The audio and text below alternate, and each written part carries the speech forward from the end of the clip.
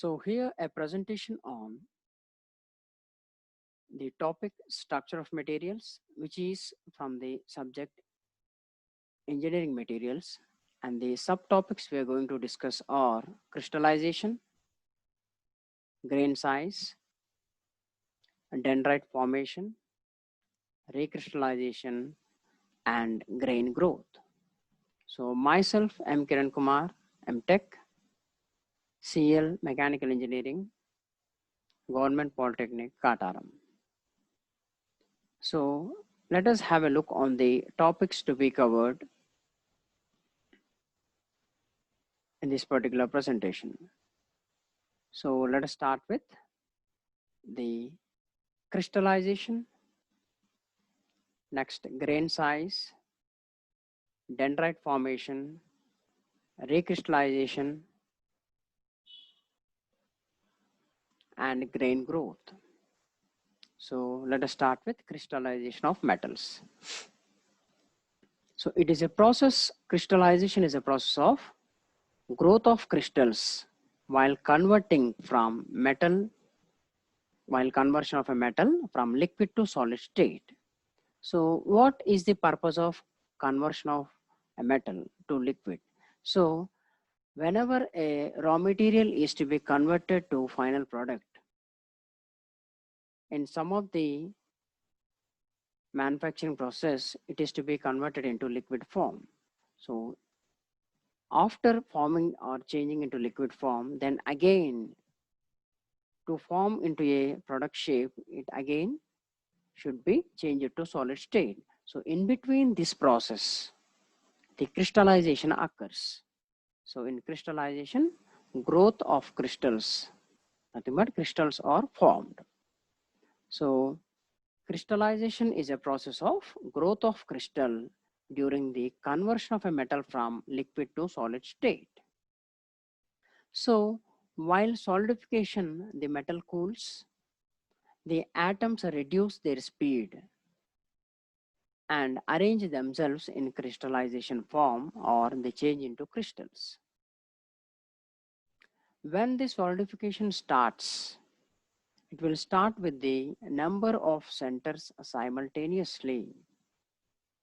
So solidification starts with number of centers simultaneously. So the crystallization or solidification occurs in two stages. So the first stage is the formation of nuclei, nothing but nuclei formation. It is the initial stage of formation of the crystals. And the second stage is crystal growth. So the atoms are very active in the liquid state, and as solidification starts, or as the liquid cools, they lose their speed, nothing but they reduce their speed. Whenever the solidification starts in several places, crystal centers are formed. There are many centers of solidification as there are the crystals. Crystal growth occurs in a dendritic pattern. So what is this dendritic pattern? Dendritic pattern is just like a tree structure having branches and known as dendrites. So the structure that appears like a tree is called a dendrite structure. The crystals grow outwards until the contact is made with neighboring crystals. So until it will be in contact with the neighboring crystal, the crystal goes on growing. So the contact surface is the boundary of the crystal.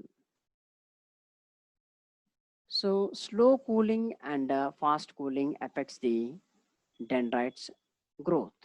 So the dendrites growth will be long whenever the slow cooling process takes place. Nothing but slow cooling makes dendrites to grow long, and fast cooling causes short dendrite growth. vice versa. As the dendrite becomes grain, so the dendrites form grain. Slow cooling results in large grain structure and fast cooling results in small grain structure. So as we have discussed, slow cooling makes dendrites long and fast cooling makes dendrites shorter. So whenever the cooling starts, large grain structure will be under slow cooling and small grain structure under fast cooling. So let us move to the grain boundaries. So these are the grain boundaries we are able to see. The grain boundaries are formed during this crystallization process.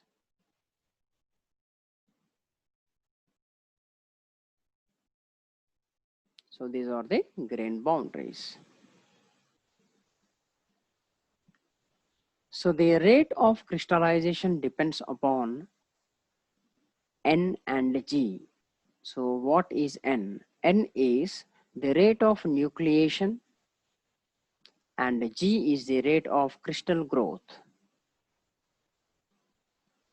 So the rate of nucleation is the number of crystals nucleating per unit time and per unit volume.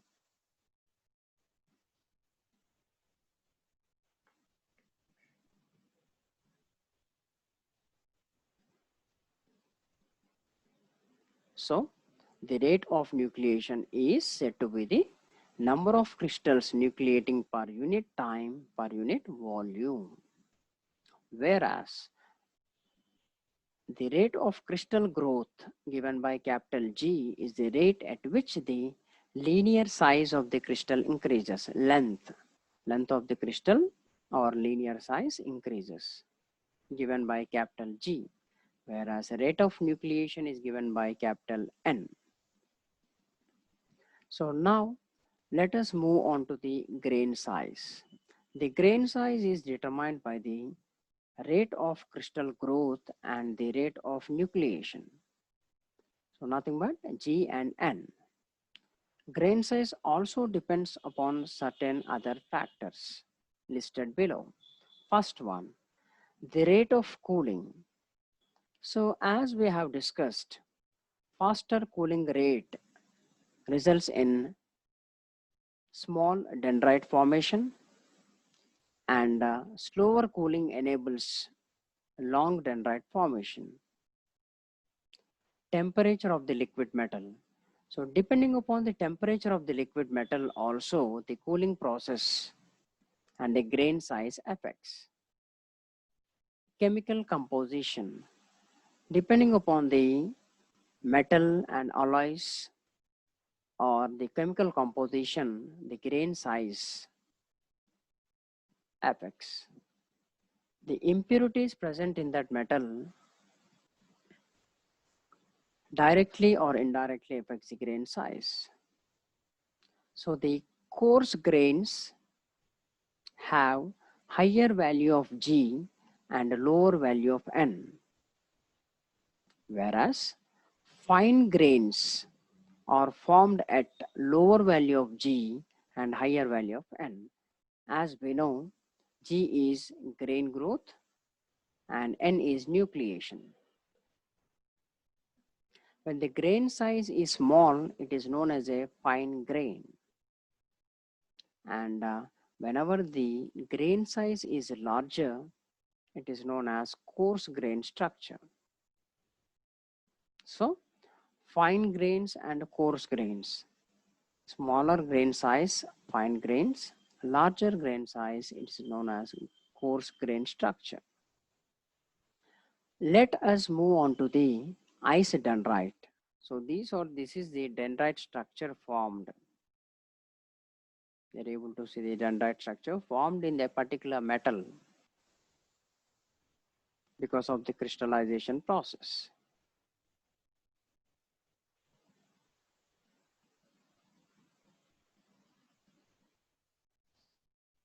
So here, as we discussed, slower rate of cooling results in longer dendrites, and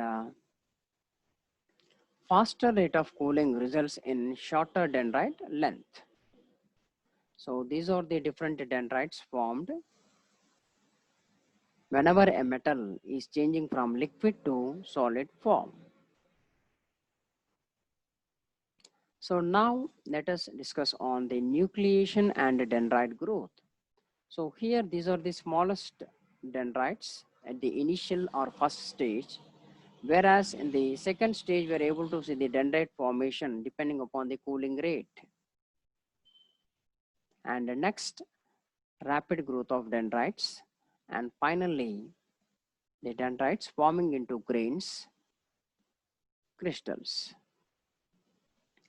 A typical dendrite of a particular metal is shown here. So these are the different dendrite formation. As we have discussed, it appears like a tree and a branch structure, a tree structure with several branches. So these or the several branches are nothing but known as different dendrites of different lengths. The structure is a dendrite structure. This is also another example of dendrite formation. So these are the dendrites formed depending upon the rate of cooling and the type of material. The crystallization differs. So here is a crystal structure generated in a particular software. So now let us focus on the effects of grain size on the properties of a metal. So grain size, factors affecting on the mechanical properties or metallic properties. So the grain size of a metal strongly affects the mechanical properties. Metal with fine grain structure has high strength, high hardness, high fatigue strength, and toughness. These are all with fine grain structure. And a metal with coarse grain structure, which has less toughness, less hard, but otherwise it has creep resistance, better creep resistance, coarse grain structure, gives also it possesses high ductility, good machinability, good formability, but less in hardenability. So comparing the fine grain structure and coarse grain structure, you can say that fine grain structure has high strength and hardness, whereas coarse grain structure has high ductility, good machinability, formability, etc. Recrystallization. So recrystallization is a process of forming new grains, and the temperature at which the new grains are formed is known as recrystallization temperature. So the recrystallization has a important or marked effect on the properties and microstructure of a particular metal.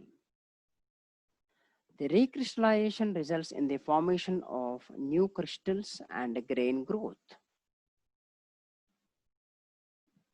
Recrystallization follows recovery. So recrystallization results in the forming new crystals, and these crystals forming nothing but the dendrite growth forms grains, and grains grow. So this is the recrystallization and it follows recovery. So now let us focus on what is recovery. Recovery is the initial stage in which internal stresses are eliminated. Recovery will not affect the structure of a metal.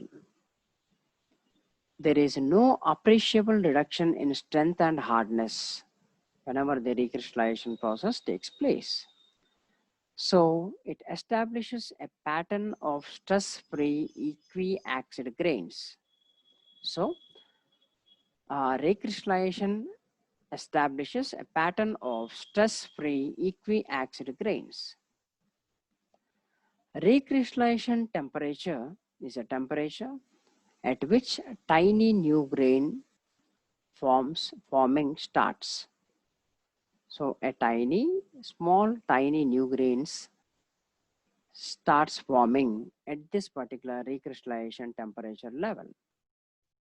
And this particular recrystallization temperature is low or lowest for pure metals, and it generally rises and lowers depending upon the presence of other elements and alloy elements and impurities. So we can say that the effect of impurities, alloys,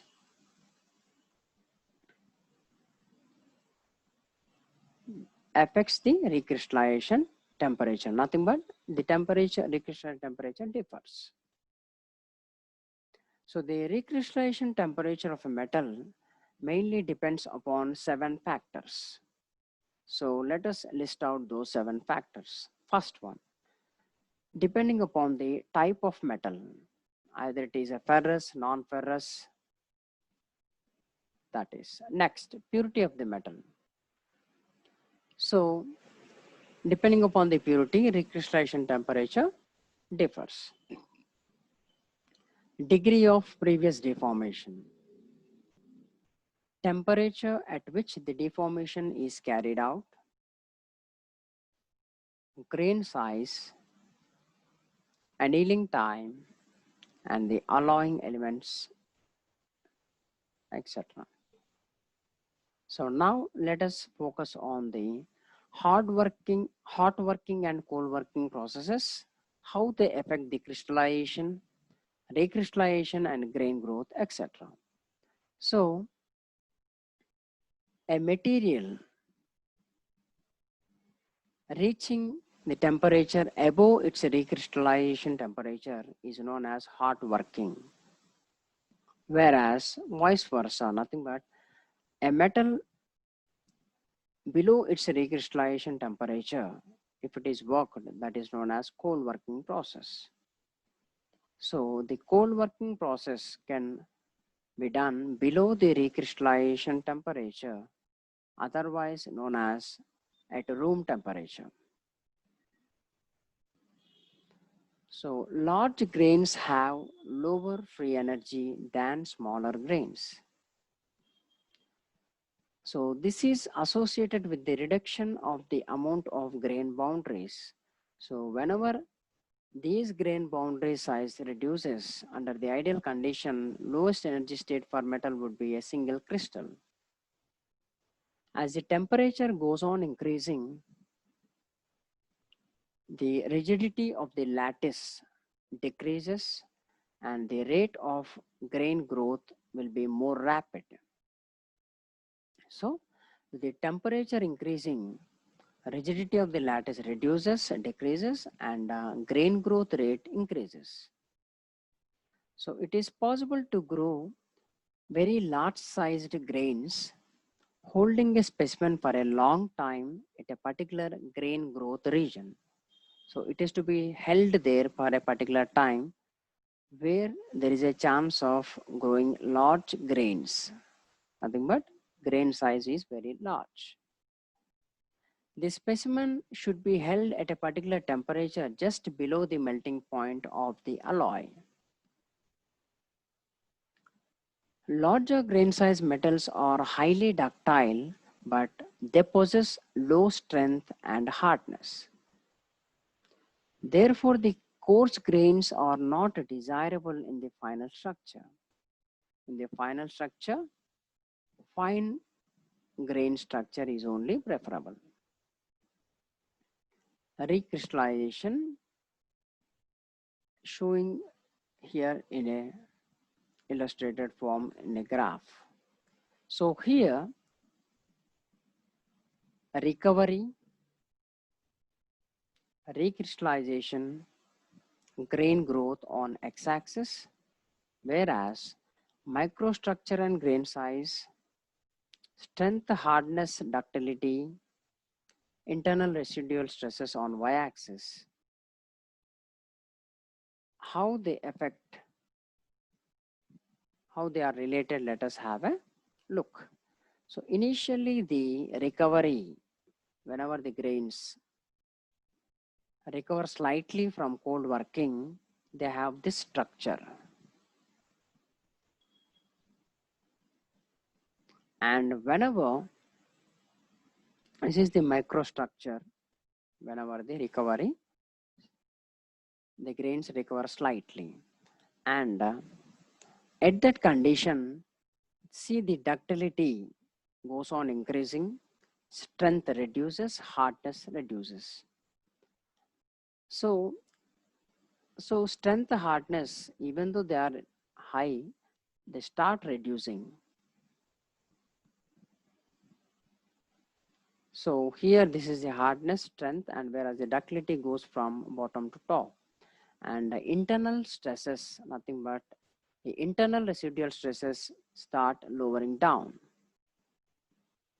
or they are relieved. So whenever we enter into the recrystallization phase where the new grains are formed, the large size grains and the grain structure will be changed into small newly formed crystals and the newly formed grains. So this is the smallest new formed grains.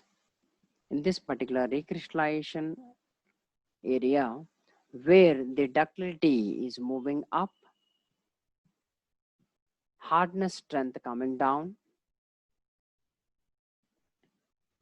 and in the grain growth state, larger grains grow at the expense of the smaller grains. Nothing but the smaller grains form into the larger grains, and where the ductility property improves and no internal residual stresses. So this is the recrystallization effect of recrystallization with in connection with the recovery and grain growth. Recrystallization temperature of different metals. So this metal minimum recrystallization temperature and the melting point. So the lead has recrystallization temperature below 0 degrees centigrade and the melting point is 320 degrees centigrade. Whereas tin has the recrystallization temperature below room temperature and the melting point is 232 degrees centigrade. Whereas zinc has 20 to 120 degrees centigrade recrystallization temperature and the melting point is 4190 degrees centigrade. Copper has 120 to 240 recrystallization temperature. Melting point is 1083 degrees centigrade. Aluminum has 160 to 280 degrees centigrade recrystallization temperature and the melting point is 660 degrees centigrade. Silver has 280 degrees centigrade recrystallization temperature and melting point is 960 degrees centigrade. Whereas gold has 280 degrees centigrade recrystallization temperature and melting point of 1060 degrees centigrade. And finally, iron has 450 degrees centigrade recrystallization temperature, melting point of 1540 degrees centigrade. So these we have discussed different metals having different recrystallization temperatures along with the melting points. Now let us focus on recovery, recrystallization and grain growth of a cold worked metal structure whenever it started recovering. So here at the initial stage compared with the temperature, so this is the first initial structure where it started recovering. And initial recrystallization process, whenever initial recrystallization process starts, we are able to see the dots in this particular structure. small areas will be recrystallized. And in the second stage, these particular black dots change into small grains, forming crystal small grains, and in the where more recrystallization process is observed. And here complete recrystallization process where small sized crystals or grains forming into new grains. And here the other structure shows partial grain growth having smaller and larger grains, and a complete grain growth finally changes the total structure into the different size. So finally complete grain growth we are able to see in this particular diagram. So here this is the recovery phase where recovery started and initial recrystallization also started. And wherever the recrystallization process starts, initial recrystallization, more recrystallization, and complete recrystallization, 3. Whereas coming to the grain growth, partial grain growth and complete grain growth.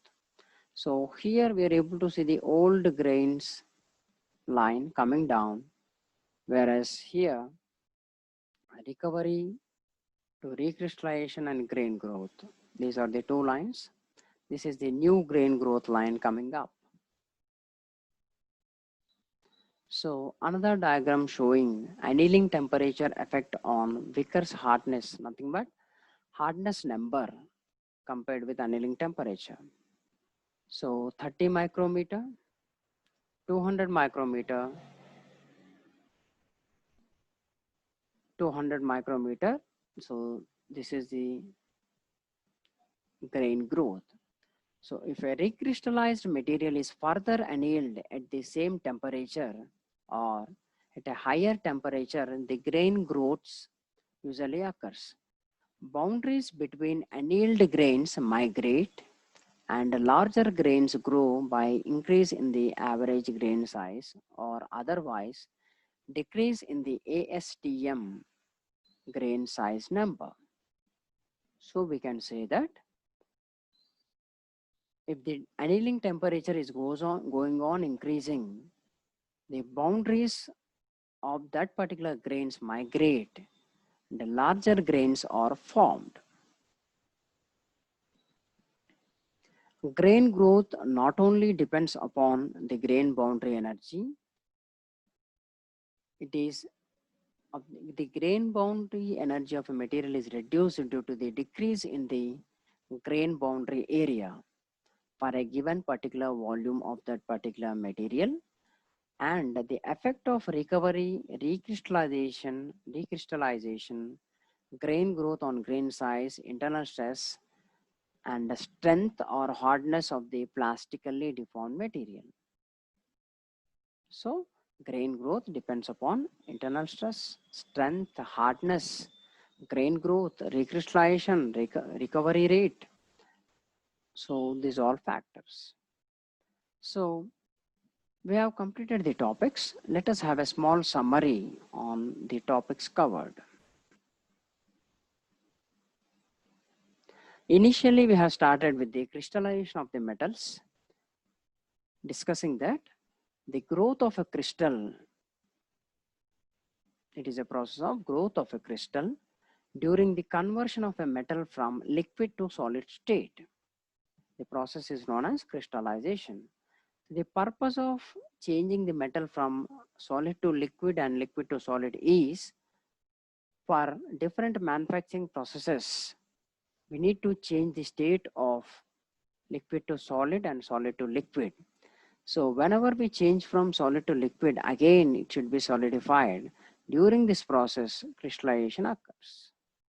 So we have discussed that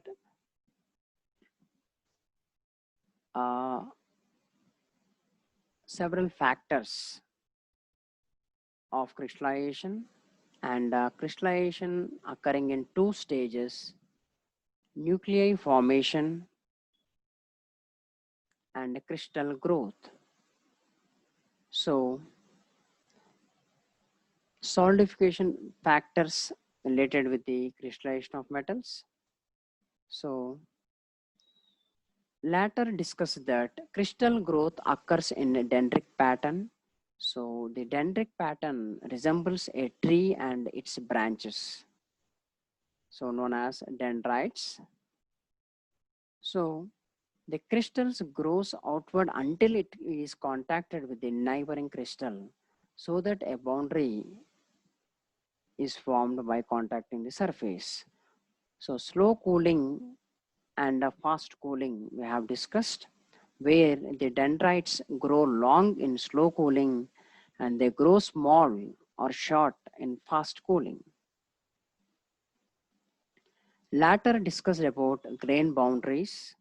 These are the grain boundaries we have discussed.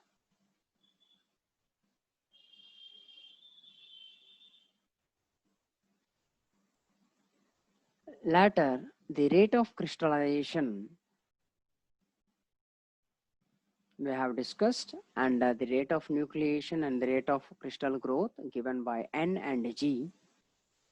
So we have discussed that rate of nucleation is the number of crystals nucleating per unit time and per unit volume, whereas G is crystal rate of crystal growth at which the linear size of the crystal increases, nothing but the length increases. Latter focused on grain size. So the grain size depends upon four factors: rate of cooling, temperature of the liquid metal, chemical composition, and the impurities present in that particular metal. So coming to the grain structure, G and N, how they affect the grain structure. Either the grain structure is coarse grain structure or fine grain structure we have discussed. So overall, we can say that the fine grain structure is suitable. So later discussed about the diagram of ice dendrite. So the dendrite formation. So we can say that slow cooling, long size dendrites formed, and higher rate of cooling results in the smaller dendrite formation. So these are the different dendrites we have discussed. And later discussed a diagram where nucleation and dendrite growths were discussed. So nucleus, dendrites large size and more large size. So rapid dendrite growth of different large size, and finally forming boundaries. So this is a typical dendrite. As we have discussed, it is a tree structure type like several branches. So here we're able to see the dendrite formation of a particular metal.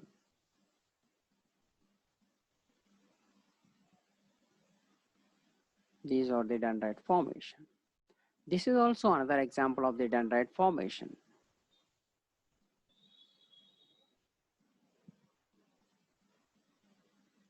So later, this is a diagram of crystal structure in a particular software. Later discussed about the effects of grain size on the properties, mechanical properties of a metal. So high strength, fatigue strength, toughness, hardness, machinability, ductility, formability, hardenability, how those are affected with fine grain structure and coarse grain structure we have discussed.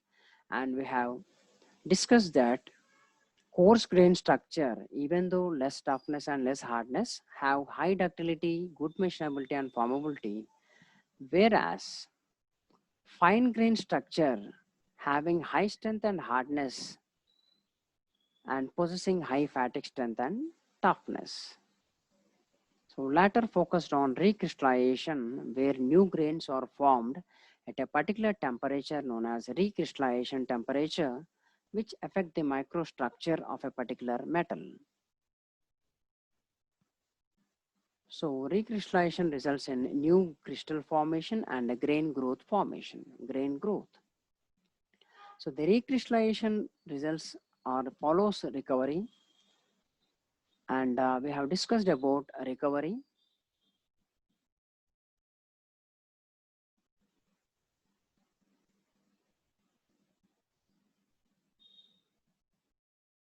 So we have discussed 7 factors affecting the recrystallization temperature. This depends upon the type of metal, purity of the metal, degrees of previous deformation, temperature at which deformation is carried out, grain size, annealing time, and the alloying elements. So latter focused on hot working and cold working processes. Above recrystallization temperature, whenever a metal is reached, that is known as hot working process, and at room temperature or below recrystallization temperature, whenever a metal is worked, that is known as cold working process.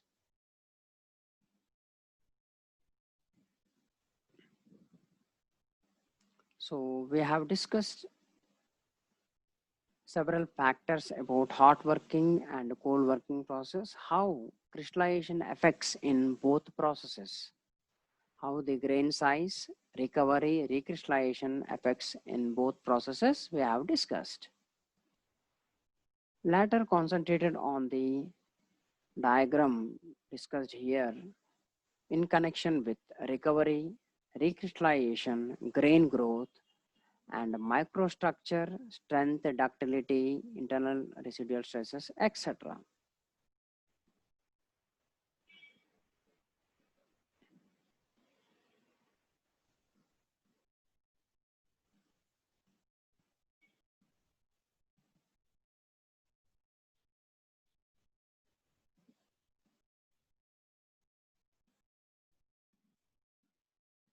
So we were discussing the summary of the total topics covered in this particular presentation. So we were discussing the recovery, recrystallization, and grain growth, relation with the mechanical properties.